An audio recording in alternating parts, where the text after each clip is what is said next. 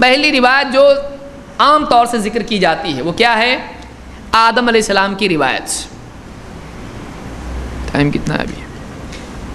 عمر ابن خطاب رضی اللہ تعالیٰ عنہ سے یہ روایت نقل کی جاتی ہے کہ اللہ کے رسول صلی اللہ علیہ وسلم کا فرمان ہے، اس طرح کہا جاتا ہے: لما اقترف آدم الخطیئہ، آدم علیہ السلام سے جب خطا ہوئی، قال یا ربی اسألک بحق محمد لما غفرت لی، اے اللہ، الفاظ یاد رکھیں ابھی، اے اللہ میں محمد صلی اللہ علیہ وسلم کے حق سے دعا کرتا ہوں کہ تو میری مغفرت کر دے.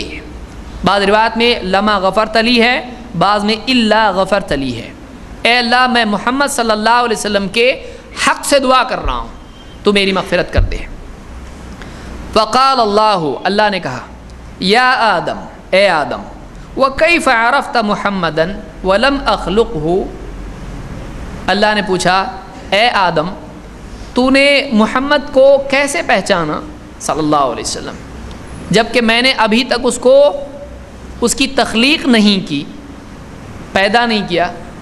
اب وہ بھی سوچیں جو کہتے ہیں سب سے پہلے نبی صلی اللہ علیہ وسلم کو پیدا کیا، میں نے ابھی تک پیدا نہیں کیا محمد کو، تو نے کیسے پہچانا اس کو؟ قال یا ربی، آدم علیہ السلام نے کہا اے رب، لأنک لما خلقتنی بیدک، اے اللہ جب تو نے مجھ کو اپنے ہاتھ سے پیدا کیا، ونفخت فی من روحک، اور مجھ میں تو نے اپنی طرف سے روح پھونکی، اپنی روح پھونکی. رفعت رأسی، میں نے سر اٹھایا، فرأیت علی قوائم العرش مکتوبا، میں نے عرش کے ستونوں پر یہ لکھا ہوا دیکھا، لا الہ الا اللہ محمد رسول اللہ. عرش کے ستونوں پر میں نے لکھا ہوا دیکھا اسے. فعلمت انک لم تضف الی اسمک الا احب الخلق الیک، میں نے جان لیا اچھی طرح سے کہ تو اپنے نام کے ساتھ کسی ایسے ہی کو جوڑے گا جو تیرے نزدیک اپنی مخلوق میں سب سے زیادہ محبوب ہے. تو تیرے نام کے ساتھ جس کا نام آ رہا ہے لا الہ الا اللہ محمد رسول اللہ، اللہ محمد، تو تیرے نام کے ساتھ ایک نام جڑا ہوا ہے تو وہ نام ایسا ہی ہوگا جو بہت تجھ کو پیارا ہو. بلا شبہ یہ بات تو ہم بھی مانتے ہیں کہ محمد رسول اللہ صلی اللہ علیہ وسلم ساری مخلوق میں سب سے محبوب ہیں. فقال اللہ، تو اللہ نے کہا صدقت یا آدم، اے آدم تو نے سچ کہا، انہ لأحب الخلق الی، ہاں ساری مخلوق میں یہ شخصیت مجھ کو سب سے زیادہ پیاری ہے. ادعونی بحقہ، تو اس کے حق سے، محمد صلی اللہ علیہ وسلم کے حق سے مجھ سے دعا کر، فقد غفرت لک، میں نے تیری یقیناً مغفرت کر دی. ولولا محمد ما خلقتک، اور اگر محمد نہیں ہوتے تو میں تجھ کو بھی پیدا نہیں کرتا. اس روایت کو امام الحاکم نے اپنی کتاب المستدرک میں روایت کیا ہے، اور یہ جھوٹی روایت ہے، یہ موضوع روایت ہے. خود امام الذہبی نے اس کو موضوع کہا ہے. موضوع کس کو بولتے ہیں؟ گھڑی ہوئی روایت کو، جھوٹی روایت کو. ایسا کیسا؟ آپ کو جو بھی دل میں آیا جھوٹا بولتے کہ آپ کیوں ایسا؟ اس حدیث کی سند میں ایک راوی ہے عبد الرحمن ابن زید ابن اسلم، عبد الرحمن ابن زید ابن اسلم. محدثین کا اس راوی کے بارے میں کیا کہنا ہے؟ الدوری ابن معین سے روایت کرتے ہیں، ابن معین کا قول نقل کرتے ہیں محدث. ابھی سارے محدثین کے اقوال، محدث کون؟ حدیث کا ایک دم ایکسپرٹ، اس کو محدث کہتے ہیں. ابن معین کہتے ہیں لیس حدیثہ بشیء، اس کی حدیث کچھ بھی نہیں ہے. یہ راوی جو حدیث بیان کرتا ہے کچھ نہیں ہے وہ. ابو حاتم الرازی کہتے ہیں لیس بقوی فی الحدیث، لیس بقوین فی الحدیث، یہ حدیث میں بالکل قوی مضبوط نہیں ہے، یہ راوی حدیث کے معاملے میں مضبوط نہیں ہے بالکل. کان فی نفسہ صالحا، یہ اگرچہ خود نیک آدمی تھا، وفی الحدیث واہیا، لیکن حدیث کے سلسلے میں واہیات آدمی تھا. ایسا ہو سکتا ہے ایک آدمی دینی اعتبار بہت نماز روزہ پابندی، لیکن جب حدیث کی فیلڈ میں آئے گا تو کیسا؟ واہیات. تو کہتے ہیں یہ حدیث کے معاملے میں بڑا واہیات تھا. امام البخاری اور ابو حاتم الرازی کا قول ہے کہ کہتے ہیں کہ ضعفہ علی ابن المدینی جدا، علی ابن مدینی نے اس کو سخت ضعیف کہا ہے، یہ بہت ضعیف راوی ہے۔ ابن سعد کہتے ہیں کان کثیر الحدیث ضعیفا جدا، یہ بہت حدیثیں بیان کرتا تھا لیکن بہت ضعیف ہے، یہ سخت ضعیف ہے۔ قال الطحاوی، امام الطحاوی کہتے ہیں، ان کو حنفی کہا جاتا ہے، امام الطحاوی کہتے ہیں حدیثہ عند اہل العلم بالحدیث فی النہایۃ من الضعف، اس راوی کی حدیث اہل علم کے نزدیک ضعف کی حد درجہ ضعیف ہے۔ امام الطحاوی بول رہے ہیں، ابو جعفر الطحاوی جن کو احناف اپنا بیرسٹر کہتے ہیں، وکیل ہمارے ہیں، بہت ثابت کرتے ہیں حنفی مسئلوں کو، اور بہت بڑے علماء میں سے گزرے ہیں، ان کی کتابیں مشہور ہیں، شرح معانی الآثار اور مشکل الآثار۔ بہرحال تو یہ کہتے ہیں کہ اس کی حدیث اہل علم کے نزدیک، جو حدیث کے ماہرین ہیں، کمزوری کے اعتبار سے کمزور ہے، بہت کمزور ہے۔ امام الحاکم جنہوں نے خود یہ حدیث نقل کی ہے، اور ابو نعیم الاصفہانی کہتے ہیں روا عن ابیہ احادیث موضوعہ، روا عن ابیہ احادیث موضوعہ، اس راوی نے اپنے باپ سے جھوٹی روایتیں نقل کی ہیں۔ ابن الجوزی کہتے ہیں اجمعوا علی ضعفہ، اس راوی کے ضعیف ہونے پر اجماع ہے۔ بہت سارے لوگ ہم کو بولتے ہیں اجماع کو نہیں مانتے، یہ کیا ہے؟ اجماع ہے نا، یہ اجماع مانتے، اس کے ضعیف ہونے پر کیا ہے؟ اجماع ہے۔ تہذیب التہذیب میں اور بھی اقوال اس کی تعریف میں بیان ہوئے ہیں۔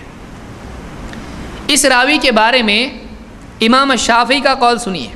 امام شافعی کہتے ہیں امام مالک کے نزدیک، امام مالک کے سامنے ایک ضعیف منقطع حدیث ذکر کی گئی جس کی سند ٹوٹی ہوئی تھی، تو امام مالک نے اس سے کہا کہ جا عبد الرحمن ابن زید ابن اسلم کے پاس جا، وہ تجھ کو نوح علیہ السلام سے روایت نقل کر کے بتائے گا۔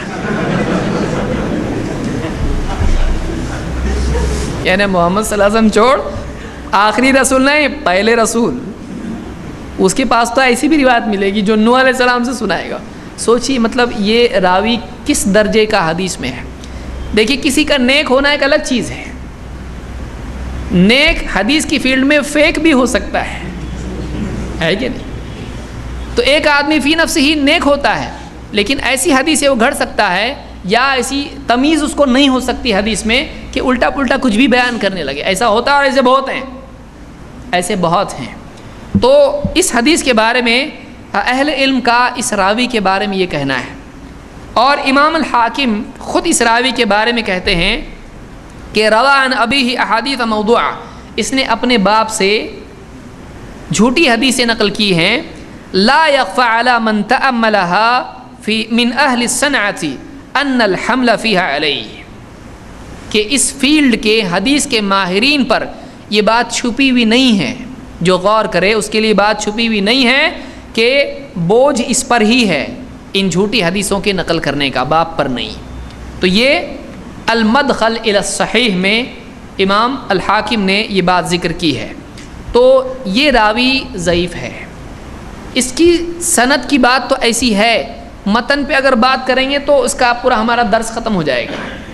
نمبر ایک، اس میں اللہ نے ہاتھ سے بنایا، مانتے اس کو، اس کی تعویل کرتے ہیں اپنی قدرت سے بنایا۔ اس میں ہے کہ ابھی تک میں نے پیدا نہیں کیا، محمد صلی اللہ علیہ وسلم کو کیسا معلوم پڑا؟ مانتے اس کو پیدا نہیں ہوئے تھے تب تک، اس حدیث میں یہ بھی ہے۔ اس میں یہ ہے کہ لولا محمد ما خلقتک، اگر محمد صلی اللہ علیہ وسلم نہیں ہوتے تو میں تجھ کو پیدا نہیں کرتا۔ تو یہ جو لفظ ہے یہ خود علماء نے کہا کہ اللہ نے کس لیے پیدا کیا۔ بعض روایت میں ہے کہ لولا، یعنی اگر محمد صلی اللہ علیہ وسلم کو پیدا کرنا نہیں ہوتا تو اللہ افلاک کو پیدا نہیں کرتا، ایسا بھی یعنی بعض روایت میں آیا ہے۔ علماء نے اس پر بھی جرح کی ہے کہ اللہ نے مخلوق کو محمد صلی اللہ علیہ وسلم کے لیے پیدا نہیں کیا، اپنی عبادت کے لیے پیدا کیا ہے۔ جنات اور انسانوں کو کس کے لیے پیدا کیا؟ اپنی عبادت کے لیے پیدا کیا، قرآن کی نص سے ثابت ہے۔ تو آپ کیا کہیں گے؟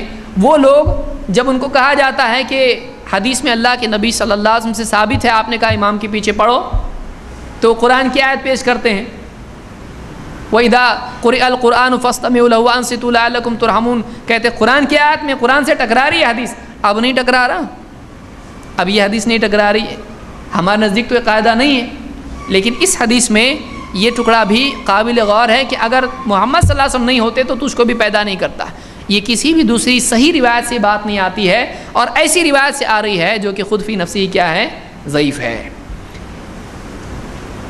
قطع نظر اس تفصیل سے اس میں آدم علیہ السلام نے جو الفاظ اختیار کیے تھے وہ کیا ہے؟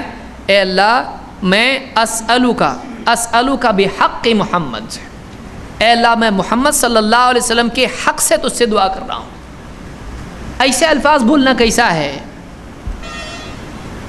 در مختار میں لکھا ہوا ہے اور رد المختار میں بھی یہ چیز ہے، وَكُرِهَ قَوْلُهُ بِحَقِّ رُسُلِكَ وَأَنْبِيَائِكَ وَأَوْلِيَائِكَ أَوْ بِحَقِّ الْبَيْتِ، یہ کہنا، ایسا کہنا اپنی دعا میں مکروہ ہے۔ مکروہ پہلے کے لوگ جو کہتے تھے مکروہ وہ حرام کے لیے ہوتا تھا، یا جس کو مکروہ ہے تحریمی اس کو کہتے تھے، یہ بالکل حرام کے حکم میں آتا تھا کہ وَكُرِهَ قَوْلُهُ بِحَقِّ رُسُلِكَ وَأَنْبِيَائِكَ وَأَوْلِيَائِكَ أَوْ بِحَقِّ الْبَيْتِ، ایسا کہنا مکروہ ہے، برا ہے۔ مکروہ کے معنی کیا ہے؟ اللہ تعالیٰ نے زنا کو بھی مکروہ کہا ہے، تو کیا کہیں گے؟ مکروہ ہے۔ ان ذالک کان سیئہ عند ربک مکروہا، اللہ نے اس کو بھی مکروہ کہا ہے، بڑے بڑے گناہوں کو بھی مکروہ کہا جاتا ہے۔ تو مکروہ کا مطلب ضروری نہیں ہے کہ چلتا مکروہ ہے، ایسا نہیں ہے۔ مکروہ چھوٹا بھی ہو سکتا ہے، برا بڑا بھی ہو سکتا ہے، کیونکہ برا چھوٹا بھی ہو سکتا ہے، برا بہت برا بھی ہو سکتا ہے۔ بچے کا اسکول کو نہیں جانا، ایک آدھ دن بے وجہ چھٹی کرنا مدرسے کی، اچھا ہے کہ برا ہے؟ عربی سیکھنے جاتا ہے قرآن، یہ برا ہے کہ اچھا ہے؟ برا ہے، لیکن کیا برا ہے؟ ایک دم کبیرہ گناہ ہے؟ نہیں، برا ہے لیکن چھوٹا برا ہے۔ اور ایک آدمی کا زنا کرنا، جھوٹ بولنا، شرک کرنا برا ہے، لیکن یہ کیا بچے کا اسکول نہیں جانے کی طرح برا ہے؟ بہت برا ہے۔ تو برے میں بھی گریڈز ہوتے ہیں، تو کہتے ہیں وہ یہ برا ہے، مکروہ ہے۔ کیا؟ یوں کہنا کہ رسولوں کے حق سے، انبیاء کے حق سے، اولیاء کے حق سے، بیت اللہ کے حق سے میں دعا کرتا ہوں، یہ ایسے حق سے مانگنا برا ہے۔ لِأَنَّهُ لا حق للخلق علی الخالق تعالی، اس لیے کہ مخلوق کا خالق پر کوئی حق نہیں ہے، مخلوق کا خالق پر کوئی حق نہیں ہے۔ یہ کہاں لکھا ہوا ہے؟ در مختار میں لکھا ہوا ہے۔ تو یہ خود ممنوع چیز ہے کہ اللہ کا کوئی حق بندوں پر نہیں ہے، اپنی طرف سے کچھ بھی ایسا بولنا صحیح نہیں ہے۔ ہاں اللہ چاہے تو اپنے اوپر کوئی چیز لازم کر سکتا ہے، جیسا کہ اس حدیث میں آیا ہے کہ بندوں کا اللہ پر حق یہ ہے کہ وہ جو اللہ کے ساتھ شرک نہ کرے، اللہ اس کی مغفرت کرے گا، تو یہ اللہ نے اپنے اوپر لازم کیا ہے۔ لیکن اب آدمی ایسا کہے کہ رسولوں کے حق سے اور فلاں کے حق سے اور فلاں کے حق سے میں اور بیت اللہ کے حق سے، تو ایسا کرنا خود در مختار میں لکھا ہوا کہ کیا ہے؟ یہ برا ہے، یہ صحیح نہیں ہے۔ تو اب کیا کریں گے؟ کس کو مانیں گے بتائیے؟